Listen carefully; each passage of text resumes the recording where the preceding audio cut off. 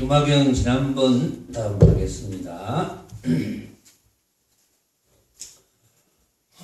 지난 시간에도 유마거사께서 보살행에 대해서 쭉 이야기하던 중이었습니다. 자, 그 이후에 성문벽지불의 위를 나투나 불법을 버리지 않음이 이 보살행이며 보살행.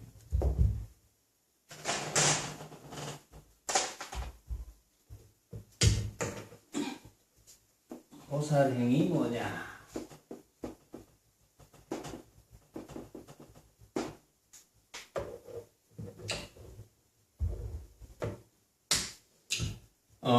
성문벽지불의 위를 나투나.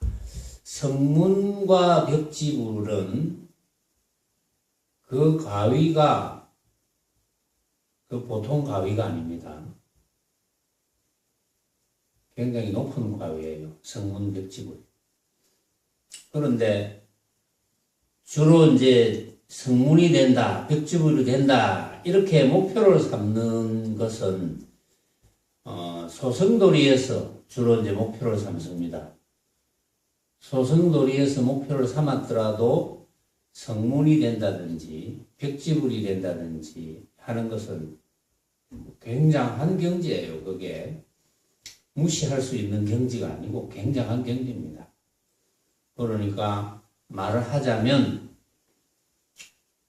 모습으로 벌어지는 웬만한 변동이 일어나도 눈 하나 깜짝 안 합니다.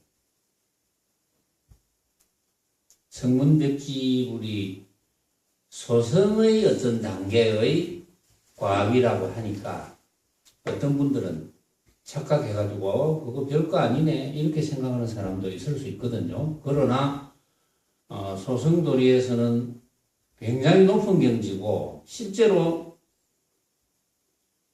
중생심으로 바라보면은 도달하기가 만만치 않은 그런 경지예요. 그런데 여기에서는 이제 왜 그런 이야기를 했느냐?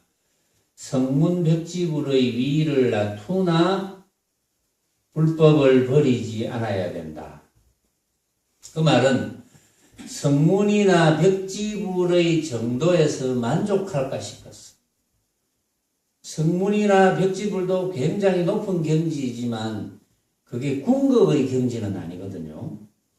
걸림이 조금이라도 있을 수가 있다는 거예요. 부처의 경지에서 일체의 걸림이 없어야 되는데 부처의 경지에서 일체의 걸림이 없어야 그걸 이제 보살행위라고 할 수 있는 거예요. 왜냐하면은 여기서 유마거사께서 성문벽지불의 위를 나타내지만 성문의 과위를 주장하고 또는 얻고 벽지불의 과위를 얻어서 또 주장하고 하지만 이름이 성문이고 이름이 벽지불이라고 하지만은 사실은 불법을 버리지 말아야 된다. 거기서 만족하지 말아야 된다 이런 뜻이에요. 만족하지 말고 최고의 경지로 나가야 그것이 보살행위다. 성문이 되었다고 벽지불이 되었다고 해서 거기서 수행을 중단하는 것이 아니고 끝없이 수행을 해 나가야 그것이 보살행위다. 그런 뜻이에요. 비록 온갖 법이 끝내 깨끗한 모습을 따르나 응하는 바에 따라 그 몸을 낮춤이 이 보살행위며 자, 비록 온갖 법이 끝내 깨끗한 모습을 따른다.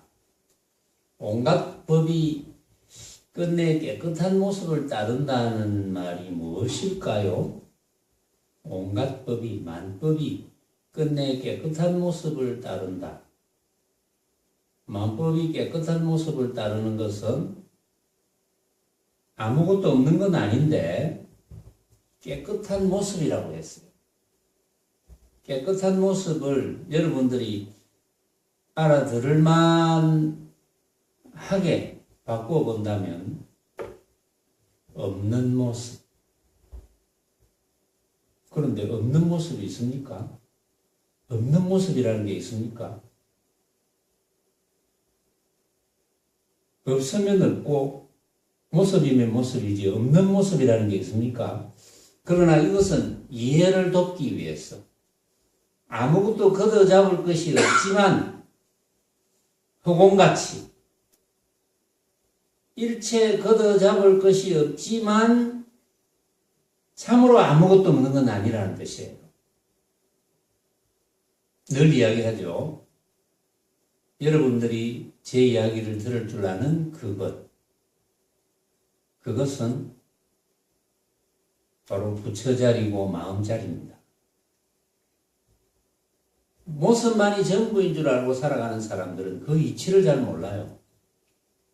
그래서 이야기가 안 돼, 아예. 그런데 수행을 제대로 지어가려면 이 사실을 모르면 수행을 제대로 지어갈 수가 없어요. 그런데 이전에는 근대로 넘어가면, 그러니까 지금부터 수백 년 전, 800년 전, 1000년 전 조사선사들이 엄청나게 많이 출연했던 그런 시대에는 이 사실을 알기가 굉장히 어려웠어요. 모습만이 단 줄 알았는데 이 모습을 쓸 줄 아는 놈이 있다. 이걸 알기가 굉장히 어려웠습니다. 지혜의 정도에 따라서 설명해주면, 여러분들도 이런 이야기를 처음 듣는 분이 계시는지 모르겠는데, 설명해주면 한 번 설명 듣고 알아듣는 사람이 있어요. 그렇구나, 그렇겠구나. 어떤 분은 두 번, 세 번 설명해줘도 도통 못 알아듣는 사람이 있어요. 그래서 이제 우리 선원에 오시는 분들에게는 그런 이야기를 하죠. 어쨌든 기본적으로 한 6개월은 들어와야지 수행이 이런 거구나 하고 어느 정도 감을 잡는다. 왜냐하면 모습만이 전부인 줄 알고 여태까지 살아왔는데 그게 아니라는 걸 이야기하는 거예요. 모습만이 전부가 아니다. 내가 지금 이야기하는 것이 혀가 입이라는 기관을 빌어서 이야기하는 것이 아니다. 내가 이야기하는 것이 혀가 말하는 것이 아니다. 입이 말하는 것이 아니다. 단지 혀나 입은 역할을 해줄 뿐. 결국은 말할 줄 아는 놈이 바로 부처자리다. 이제 이런 이치를 알아듣기가 힘든다는 거예요. 이런 이치를 설명해줘도, 이제 예를 들어서 전혀 불법에 관한 이치를 모르는 분들에게 설명을 해줍니다. 해주면 사실은 나이가 많으면 많을수록 대개가 나이가 많으면 많을수록 이 사실을 잘 못 받아들입니다. 이제 젊을수록 비교적 잘 받아들이는데 그게 그렇다고 그게 꼭 일치하는 건 아닙니다. 이게 왜냐하면 만약 60이 넘었다 하면 60년 동안 모습이 전부인 줄 알고 살았기 때문에 갑자기 사고가 바뀔 수가 없거든요.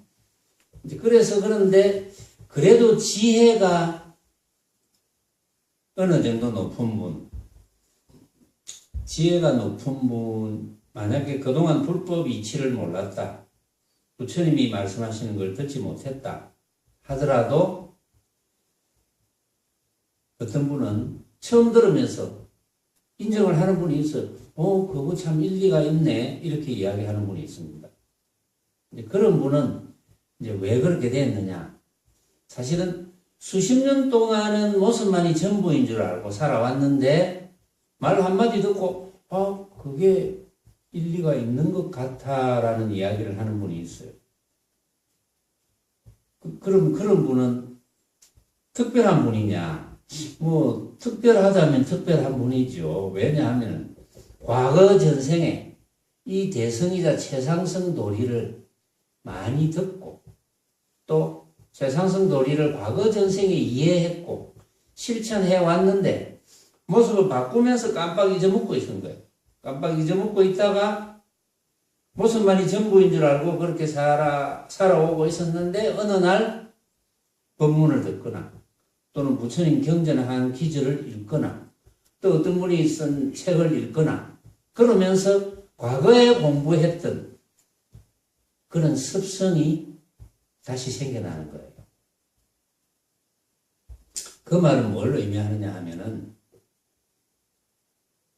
누구라도 예외 없이 이런 최상승 도리를 첫째는 이해를 해야 됩니다.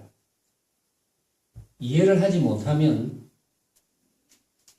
수행이 안 됩니다. 이제 수행한답시고 많은 사람들이 좌선도 하고 막 철야도 하고 맨날 며칠 철야도 하고 장자부라도 하고 이렇게 하는데 이 경지가 되지 않으면 기본적으로 여러분들이 들을 줄 아는 그것, 여러분들이 귀가 듣는 것이 아니고 귀라는 기관을 통해서 그 부처자리가 듣는다. 다른 말로 하면 부처자리가 요즘은 제가 이렇게 표현합니다. 흔적 없는 나가 듣는다. 흔적 없는 나. 허공과 같죠. 그래서 흔적 없는 나가 듣는다. 또 나는 흔적 없는 나가 말한다. 그러면 제가 여러분들에게 이야기하면 여러분들이 모습을 보고 이야기하겠습니까? 저는 여러분들이 모습을 보고 이야기 안 합니다. 왜냐하면 모습은 허망한 것인데 모습은 지금도 변하고 있고 내가 여러분들의 모습에 대해서 생각하면 그 생각이 또 변해요. 그런데 그 모습이 믿을 만한 모습이 아닌데 내가 어떻게 모습을 보고 이야기하겠습니까? 변함이 없는 모습을 끌고 다니는 여러분들이 들을 줄 아는 그 자리. 그 자리를 보고 이야기하는 거예요. 응? 여러분도 귀라는 기관을 통해서 그 자리가 듣는 거예요. 자, 이런 이치를 알지 않으면 수행이 안 됩니다. 이런 이치를 알아야 수행이 되거든요. 그런데 이런 이치를 이제 어떤 분은, 그 참 일리가 있다. 그래서 지난번 아마 48절에도 제가 예를 들어서 이제 컴퓨터로 요즘 컴퓨터가 많으니까 제가 스승인 백봉 대종사 선생님의 설법을 들을 때는 컴퓨터라는 게 거의 잘 몰랐어요, 사람들이. 어떤 역할을 하는지도 모르고. 불과 35년 정도, 35년, 40년 그 사이에 엄청나게 달라진 거예요. 지금은 막 컴퓨터를 들고 다니잖아요. 그 당시에 어떤 기관에 컴퓨터가 있었다면 잘 사용도 못했어. 잘 사용도 못했는데 그 당시에 컴퓨터는 굉장히 덩치가 컸습니다. 컸는데 지금은 우리가 손에 들고 다니잖아요. 컴퓨터를. 그 당시에 지금부터 한 35년, 40년 전의 그 당시에 컴퓨터보다 훨씬 성능이 좋고 정교한 컴퓨터를 이제는 각자 한 개씩 들고 다닙니다. 이런 시대가 되었거든요. 그러니까 설명이 가능한 거예요. 이제는 여러분들이 들을 줄 아는 그것이라는 게 뭐냐, 무슨 역할을 하느냐, 이런 설명이 가능하거든요. 그러니까 그걸 잘 모르는 이들은 귀가 듣는다 이렇게 이야기하잖아요. 내가 이야기를 하면 내 귀가 듣지, 눈이 보지 이렇게 이야기하잖아요. 근데 지난번에 한번 이제 제가 예를 들었죠. 눈이 보는 게 아니라는 걸 제가 한번 이야기를 한 적이 있습니다. 예를 한번 들었어. 또 혀가 맛보는 것이 아니다. 그래서 제가 매실 이야기를 했어요. 매실. 자, 매실을 다 압니다. 매실이 아주 시끄럽고 매실을 한번 팍 물면은 침이 막 보이거든요. 내가 매실 이야기하니까 내가 침이 보인다. 근데 내가 매실을 먹어봐서 보이겠습니까? 물론 먹어봐서 보이지. 먹어봐서 그 신맛을 아니까 보이잖아요. 근데 지금 내가 매실을 먹지 않는데도 매실을 생각하면, 내가 씹었다고 생각하면, 물었다고 생각하면 침이 고여요. 여러분들도 아마 고일 거예요. 메시를 지금 내가 씹고 있다. 이빨로 물었다. 좀 침이 보일 거예요. 그러면 매실의 그 새그러운 맛을 꼭 혀만 느끼느냐? 혀가 느끼는 게 아니거든요. 혀가 느끼는 게 아닙니다. 느낄 줄 아는 놈이 있거든. 응? 느낄 줄 아는 놈이 있는데, 들을 줄 아는 놈이 있는데, 냄새 맡을 줄 아는 놈이 있는데, 맛볼 줄 아는 놈이 있는데, 감촉을 느낄 줄 아는 놈이 있는데, 근데 그 놈은 모양이 없어서 흔적이 없습니다. 흔적이 없어. 그 흔적 없는 그것을 내가 어떻게 터득할 것이냐. 이것이 공부예요. 그걸 터득하면 말이죠. 세상이 완전히 달라집니다. 여태까지 내가 살아왔던 세상, 지금까지 살고 있었던 세상에 대한 보는 눈이 완전히 달라집니다. 그거를 알기 시작하면 이제 세상 사는 재미가 있죠. 그걸 모를 때는 때로는 막 내가 재미있어 하는 걸 할 때는 재미있고 내가 재미없는 거 할 때는 재미없어. 그런데 이걸 알기 시작하면 재미있다면 다 재미있는 거예요. 남이 재미있다는 것도 재미있고 남이 재미없다는 것도 재미있고 항상 재미야. 처처의 재미요. 시시각각이 재미야. 우리 그런 삶을 해야 되잖아요. 어차피 한 세상 사는데 이왕이면 항상 재미있게 살아야지. 그걸 모르면 재미있게 살 수가 없어요. 우리가 이제 이 육신을 가지고 살다가 최종적으로 맞이하는 것이 죽음입니다.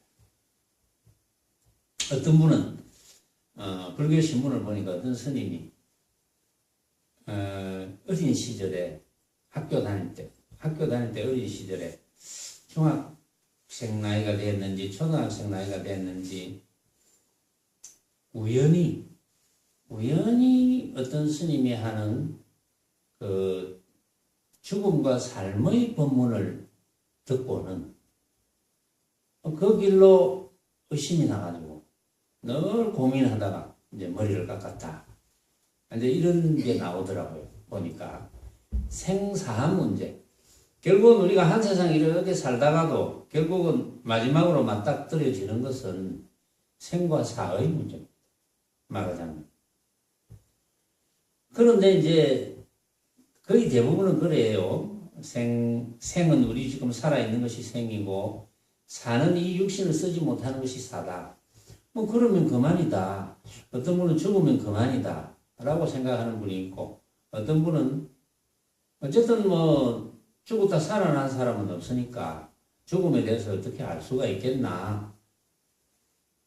그렇지만 막연한 두려움이 있습니다.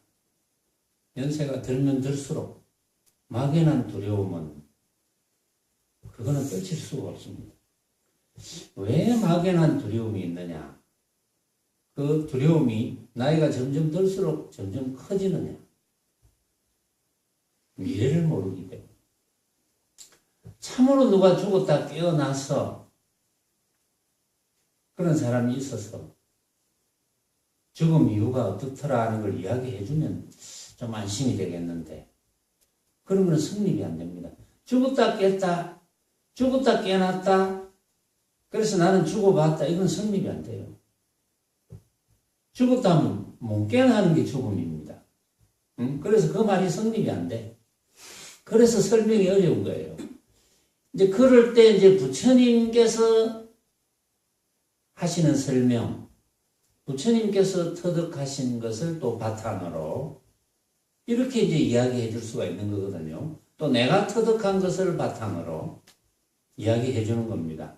이해를 시키는 거예요. 이해를 시켜서 본인이 또 터득해야 돼요. 아, 과연 그렇구나. 이렇게 터득하는 거죠. 그렇게 확신하는 겁니다. 아, 과연 그렇구나. 그래서 안심이 되겠구나. 이렇게 이제 확신하는 거거든요. 생사한 문제는 모습에 관한 문제입니다. 생사 문제. 그런데 여러분들이 제 이야기를 들을 줄 아는 그것은 뭘 주도하느냐? 그것이 태어남을 주도합니다. 그것이 태어났어요. 그것이 육신을 가지고 태어났어. 어머니 태를 빠져나와서 그것이. 또 그것이 나중에 그것이 죽어요. 육신이 죽었다 하지만 사실은 육신을 통해서 죽음을 보여주는 거예요. 그것이. 그런데 그것은 흔적 없는 나, 부처자리라고 할 수 있는 그것은 비유하자면 허공과 같기 때문에 여기에서 조금 전에 끝내 깨끗한 모습을 따르나 이런 말을 했거든요.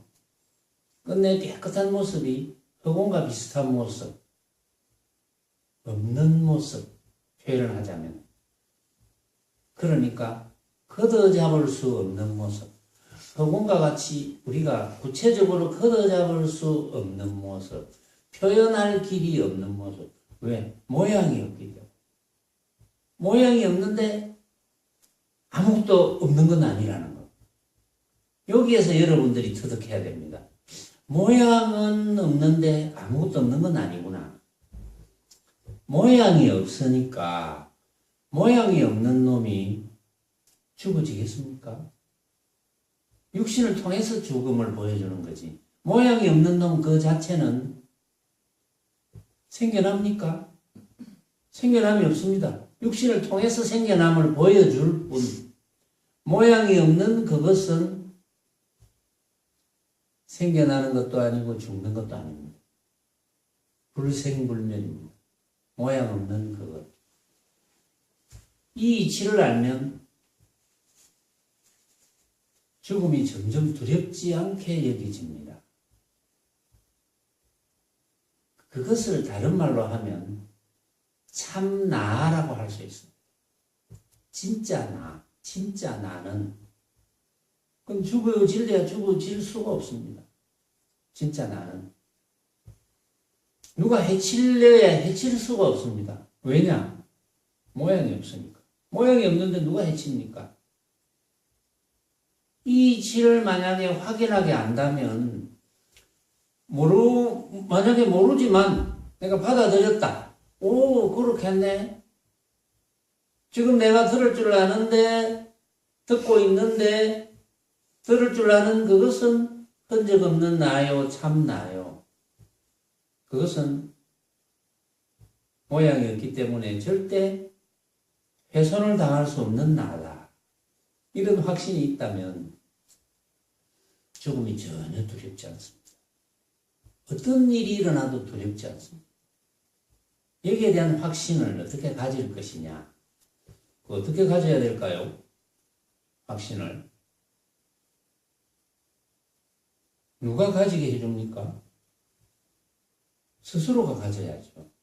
스스로가 가지는 길밖에 없어요. 스스로가 가져서 결정하는 것을 터득이라고 합니다. 그런데 이렇게 터득하면 변함이 없어야 됩니다. 제가 스승으로 인해서 이것을 터득하고 난 횟수가 한 35년이 넘었거든요. 당연히 변함이 없죠. 우리 선원이 생겨난 지가 올해가 27년입니다. 그렇죠. 27년쯤 되죠. 1990년 1월에 선원이 창립이 돼서 올해가 2017년 6월입니다. 6월. 그러니까 27년이 넘었죠. 지금. 제가 27년 동안 줄기차게 같은 이야기를 하고 있습니다. 줄기차게. 왜? 변함이 없으니까. 그래서 심지어는 이런 얼토당도 않은 말도 제가 합니다. 자, 내 말이 틀렸으면 누구라도 지금 내 목을 가져가도 좋다. 내 말이 틀렸다면 저 뭐 마구니 왕 파순이나 뭐 부처님이나 대보살님들이야 뭐 방편으로 하실는지 모르지만 내 말이 틀렸다면 내 목숨을 내놓겠다 이런 이야기까지 했거든요. 그 얼마나 자신만만한 이야기입니까? 만약에 틀렸다면 제가 틀렸다면 그런 이야기를 할 수가 없는 거죠. 말하자면 또 그것은 듣는 분에게 그만한 믿음을 주는 이야기도 됩니다. 말하자면 왜냐하면 저는 이미 생사가 다르지 않다는 걸 알거든요. 여러분들도 만약에 생사가 다르지 않다는 걸 안다면 저와 똑같은 이야기를 할 수가 있습니다. 저보다 더하게 할 수도 있어요. 더 격정적으로 주장할 수 있습니다. 그렇게 되기를 바라거든요. 저는. 왜 그렇게 되기를 바라겠습니까? 누구를 위해서 그렇게 되기를 바라겠습니까? 여러분들을 위해서. 여러분들 자신을 위해서. 그렇게 되기를 바라는 거예요. 단지. 자, 다시 본문으로 살짝 돌아와서 비록 온갖 법이 끝내 깨끗한 모습을 따르지만은 응하는 바에 따라서 그 몸을 놔두어야 된다. 응하는 바에 따라서 왜 몸을 놔두어야 될까요? 깨끗한 모습에 따른다는 것은 없는 모습에 따른다. 참 나에 따르는데 참 나만 내가 인정해. 그 외에는 다 가짜의 나니까. 참 나만 인정하는데 응하는 바에 따라서 그 몸을 나타내야 돼. 왜 나타내야 됩니까? 응? 왜 나타내야 되지요? 그냥 모양 없는데 따라가면 끝인데 모양 없는 그것만이 참나니까 참나만 내가 인정하고 참나만 쓰면 끝인데 왜 때에 따라서 응하는 바에 따라서 필요에 따라서 내 육신을 또 나타내야 됩니까? 여러분들도 육신을 나타냈잖아요. 나도 육신을 나타냈거든요. 왜 그렇게 해야 됩니까? 그 이유는 하나밖에 없습니다. 중생제도입니다. 이 이치를 모르는 사람이 얼마나 안타까운 일입니까? 이 이치를 모르면 너무나 안타깝지 않습니까? 이 이치를 모르면 쓸데없이 고민하게 되고 고민 안 해도 될 일을 고민하고 그래서 막 괴로워하고 쓸데없이 외로워하고 육신만이 단주를 아니까 외로워하지. 그렇게 왜 괴롭게 살아가느냐? 안타까워요. 그렇게 괴롭게 살아가는 분들을 이렇게 지켜보면 참 안타깝죠. 그 안타까운 마음이 일어나는 것이 대비심입니다. 대비심. 안타깝구나. 그래서 도와줘야 되겠구나. 뭐 좋은 말 한마디라도 해줘야 되겠구나. 그것이 대자심입니다. 그래서 대자 대비심이 누구나 다 있거든요. 누구나 다 발휘할 수 있거든요. 말하자면 참으로 이 이치를 알면 부처님의 의취를 깨달으면 그거는 누구나 그렇게 될 수밖에 없습니다. 부처님이 가르치는 바를 깨달으면 이 이치를 모르는 분들을 쳐다보면 전부 안타깝다. 왜냐하면 한 세상 괴로움이 크든 작든 또 때로는 즐거움도 있겠지. 본인이 생각하는 즐거움. 그런데 본인이 생각하는 즐거움이 어떤 즐거움이 있다면 만약에 어떤 분이 커피를 좋아한다. 커피를 좋아한다면 밥 먹고 나서 커피 한 잔, 이 즐거움, 이 즐거움이 있단 말이야. 그런데 그걸 형편이 안 돼. 폐주 주스로 다녀야 돼. 그러면 괴롭잖아요. 커피를 한 잔 마셔야 즐겁다면 못 마시면 괴로움이 있는 거예요. 그런데 이제 수행을 하는 분은 이제 그렇지 않죠. 그걸 구분을 안 하죠. 예를 들어서, 내가 그러면 뭐, 내가 평상시에 기호식품이 커피다. 그럼 커피 한잔 하면 좋아. 또 커피 못해도 좋아. 이렇게 돼야 되는 거거든요. 그렇게 되어야 참으로 기호식품이라 할 수 있지. 그래서 우리가 중생심으로서 즐거운 한 생각을 일으키면 반드시 그만한 괴로움이 동시에 따라다닙니다. 그래서 즐겁다면 우리는 절대적으로 즐거워야 돼요. 그걸 해도 즐겁고 그걸 안 해도 즐겁고 이렇게 절대적으로 즐거워야 돼요. 그거 하면 즐겁고 안 하면 괴롭고 이거는 즐거움이 아니거든요. 조금 어렵지만 이치가 그렇다는 겁니다. 그래서 이제 세상 살아가는 사람들은 사실은 즐거우려고 살잖아요. 늘 즐거웠으면 좋겠다. 늘 행복했으면 좋겠다. 행복한 게 즐거운 거잖아요. 늘 즐거웠으면 좋겠다. 제가 요즘 잘 써주는 글귀 중에 우리 이제 일반 시중에서도 그런 글귀가 많은데 내자짜리 글귀가 한문으로 된 글귀가 있는데 지족가라 알지자 한번 적어볼게요.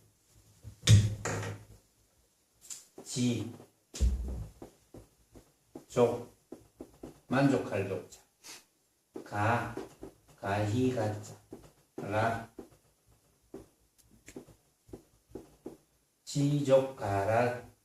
또 물론 여러 가지 이제 부처님 말씀의 직접적인 말씀, 뭐 부처님께서 금강경에서 말씀하신 사부계라든지 또 기타 등등 화엄경에서 나오는 기절이라든지 또 달마대사께서 그 인도에서 중국으로 가실 때 딱 두 마디 한 기절이라든지 뭐 이런 기절도 많이 제가 잘 써주는데 이 기절은 일반적이면서도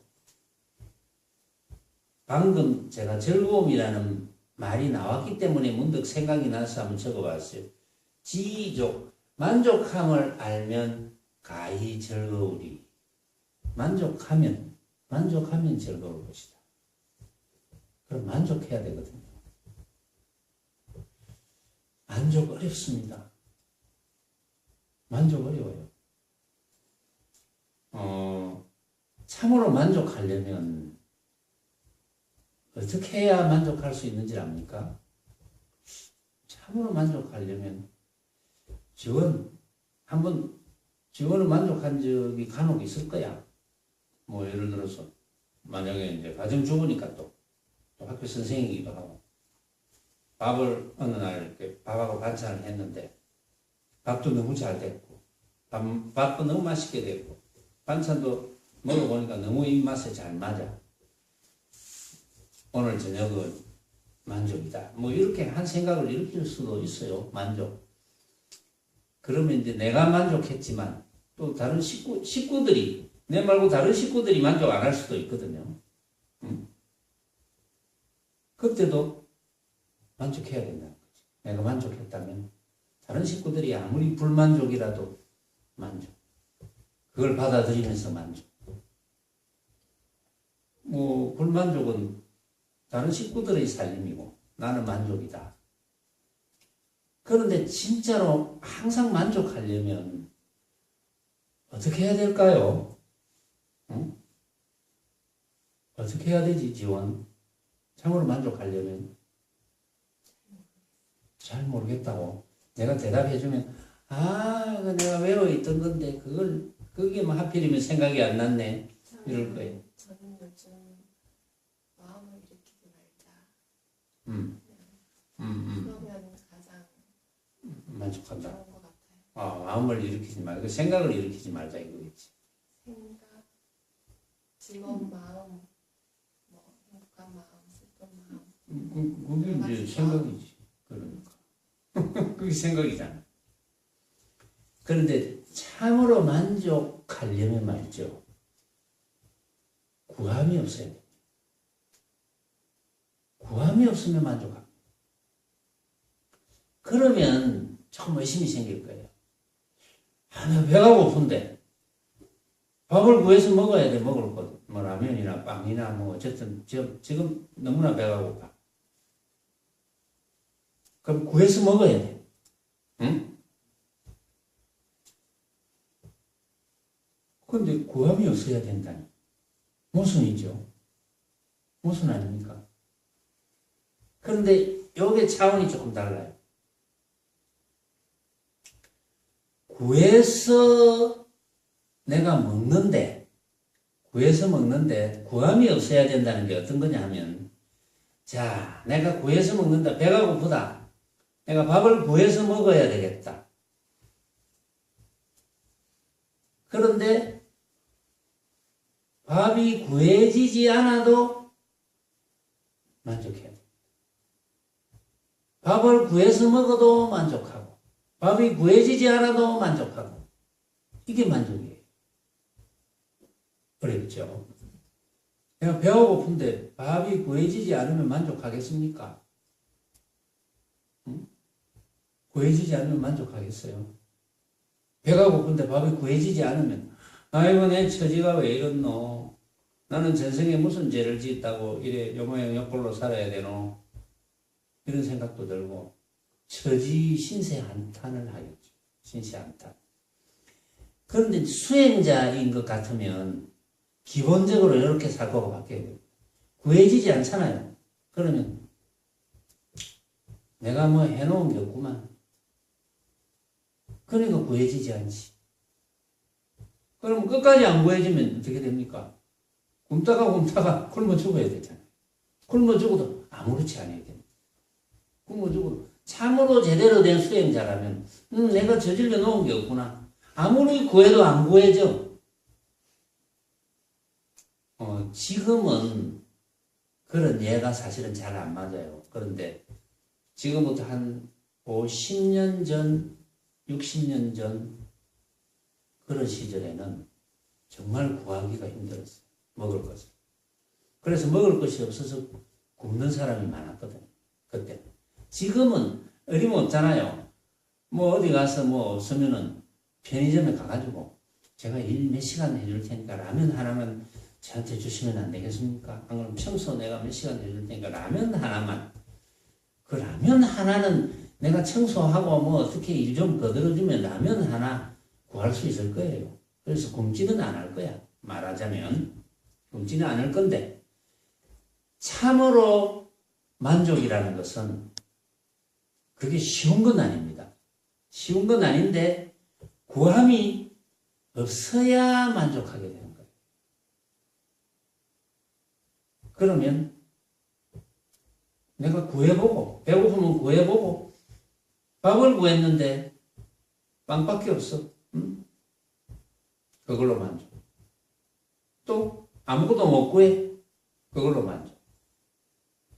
이렇게 돼야 만족인 거예요. 그게 구함이 없는 거예요. 구함이 있다는 것은 모습을 구하는 거잖아요. 구함이 있다는 것은 모습을 구하는 것인데 이 모습을 구하는 것은 차원을 조금 높여서 이야기하면 사실은 모습은 허망한 것이거든요. 여러분들이 항상 이런 자리에서 바로 깨달을 수 있도록 제가 중요한 것을 제시를 항상 해왔습니다. 그 중에 깨달은 분도 있겠죠. 깨달은 분도 있을 거고, 오늘 또 내가 깨달을 수 있는 것, 내가 이제 깨달은 바가 있는 그 말씀 하시네, 뭐 이런 분도 있을 거예요. 이것만 깨달으면 더 뭐 별스러운 거 깨달을 필요가 없거든요. 견성하잖아요. 견성. 성품을 본다. 볼 성품이 있습니까? 볼 성품이 없습니다. 성품은 모양이 없는데 어떻게 봅니까? 그런데도 본다 하거든요. 본다 이 말은 안다 하고 통합니다. 본다, 안다. 부처님께서는 금강경에도 나오잖아요. 부처님께서는 한 법도 얻을 것이 없었기 때문에 그러니까 어떠한 것도 내가 얻을 것이 없구나 했기 때문에 연등부처님의 인가를 받았거든요. 그래, 맞다. 연등부처님께서 연등부처님 처소에 계실 때 연등부처님이 언제 어느 시대에 가면 석가모니라는 이름을 쓰면서 중생제도를 하겠구나 이렇게 이제 인정을 해 주셨다고 기록에 이제 되어 있는데 연등부처님. 그런데 어떠한 것도 얻을 것이 없었기에 이 구함이 없는 거잖아요.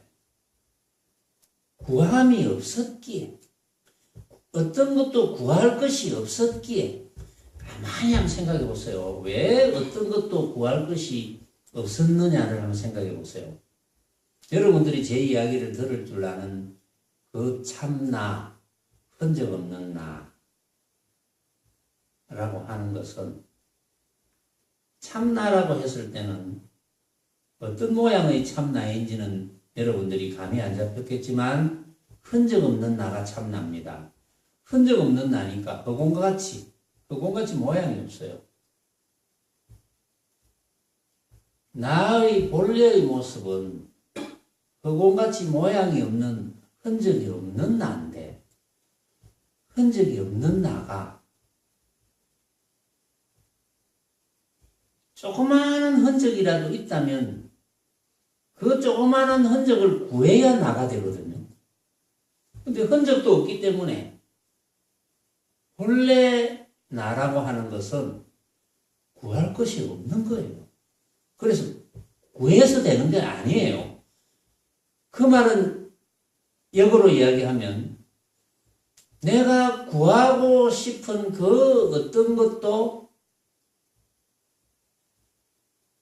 구해지면 쓰고 안 구해지면 그만인 심정이 된다면 그게 한 법도 얻을 것 없음을 깨닫는 겁니다.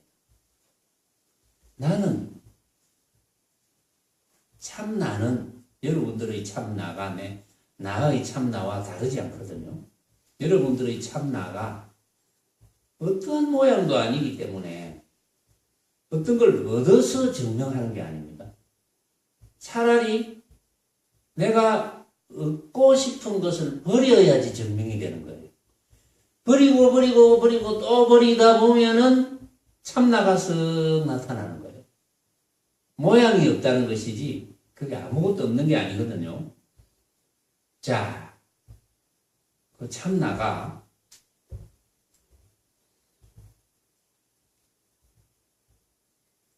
이것만 알면 참나가 이제 증명이 되잖아요.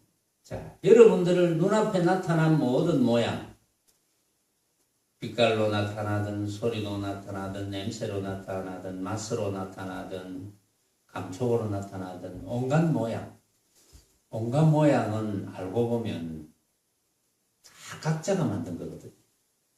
제가 이렇게 목소리를 냅니다. 각자가 만드는 거거든 하고 목소리를 냅니다. 그럼 여러분들이 다 듣습니다. 아까도 이야기했지만 여러분들의 귀라는 기관을 통해서 여러분들의 각자의 참나가 듣는 거예요. 응? 자, 듣습니다. 귀라는 기관을 통해서 듣습니다. 그런데 제가 이렇게 한마디 한 이 음성을 여러분들이 들으면서 기계로 측정하면 데시벨은 똑같이 나올 거예요. 데시벨. 같은 데시벨이라도 여러분들의 청력의 상태와 기타 등등 여러 가지 조건에 따라서 그 듣는 느낌이 다 다릅니다. 그 듣는 느낌이 지구 70억 인구가 들어도 70억까지로 벌어집니다. 그래서 그 음성의 데시벨은 뭐 예를 들어서 뭐 한 500데시벨이 나왔다 하더라도 여러분들이 듣는 감각은 다 달라요. 다 다르다. 이건 소리 하나만 제가 예를 들은 거예요. 빛깔도 그렇고 냄새, 맛도 그렇고 감촉도 그렇고 소리도 그렇고 내가 느낄 수 있는, 육건으로 느낄 수 있는 그것은 느꼈다면, 그 모습을 느꼈다면 다 다르게 느끼는 거예요. 같은 적이 단 한 번도 없습니다.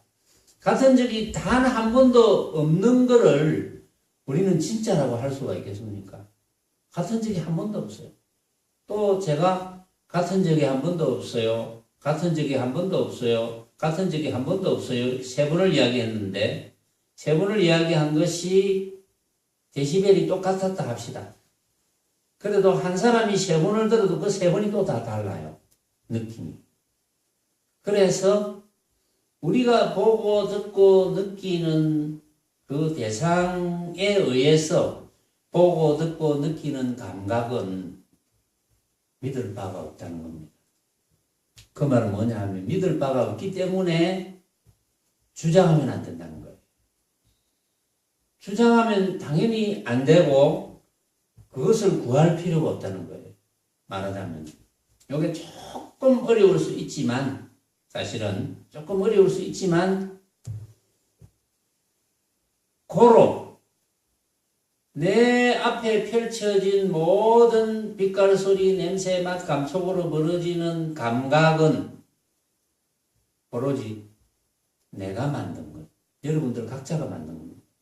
여러분들 각자가 만들었기 때문에 70억 인구가 그 감각을 느끼면 그 감각이 70억 개로 벌어지는 거거든요. 그러니까 여러분들이 다 만들었으니까 이 산화대지, 일월성진, 유정무정, 금수초목을 여러분들이 다 만들었으니까 여러분들이 주인공 아닙니까?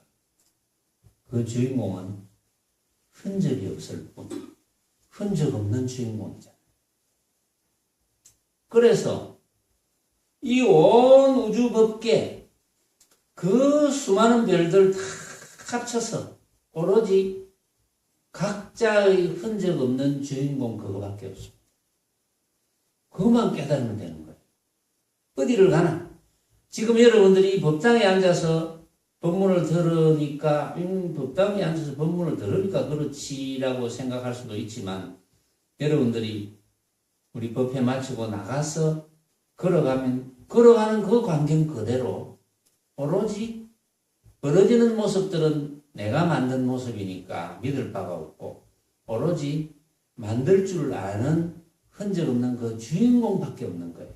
항상 어디를 가나 시시각각 처처에 오로지 주인공밖에 없는 거예요.